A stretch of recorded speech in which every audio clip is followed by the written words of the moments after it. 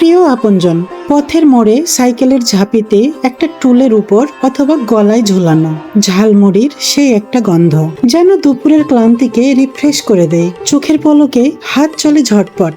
কাঁচা পেঁয়াজ, টমেটো, লেবু মেশানো, এইটাই ওদের ডেইলি ক্রাফট। তবে জানো, এই পেশার শুরুটা হুট করেই হয়নি। ঔপনিবেশিক বাংলার সময় শহরগুলোতে যখন শ্রমজীবী মানুষের বসতি গড়ে উঠতে লাগলো, তখনই দরকার পড়লো সস্তা ও দ্রুত খাবারের।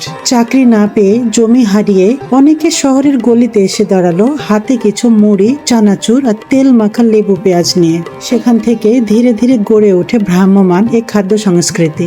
বাঙালির পাড়ার আড্ডা, ফুটবল খেলা কিংবা কলেজের করিডোর, সবকিছুতেই ঢুকে পড়ে এক থলি ঝালমুড়ি। এই পেশা ছিল তাদের জন্য যাদের হাতে ছিল না পুঁজি, ছিল শুধু বুদ্ধি, কৌশল, স্ট্রিট স্মার্টনেস। মেঘলা বিকেলে বা গরম দুপুরে এক মুঠো ঝালমুড়ি যেন ছোটখাটো থেরাপি। কেউ খায় হেঁটে হেঁটে, কেউ বসে ফুটপাতের ধারে। এই ভেন্ডরসরা জানে কার কেমন স্পাইস পছন্দ। কিন্তু জানো তো, এই পেশা কেবল ঝালমুড়ি বানানো নয়, এ এক কঠিন এন্ডিউরেন্স টেস্ট।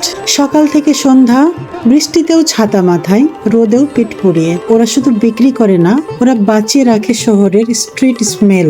তাদের নেই বড় দোকান, নেই বেলুন জলজলে সাইনবোর্ড, কিন্তু কণ্ঠে থাকে ডাক আর থলিতে থাকে গল্প। ভাজা চানাচুরে মিশানো এই জীবিকা একটা মিনি ওয়ার্ল্ড, যেখানে মিশে থাকে সার্ভাইভাল, সৃজন আর স্ট্রিট স্মার্টনেস।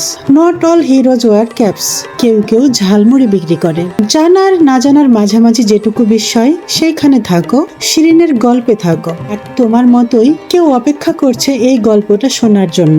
শেয়ার করে পৌঁছে দাও প্রিয় আপনজন।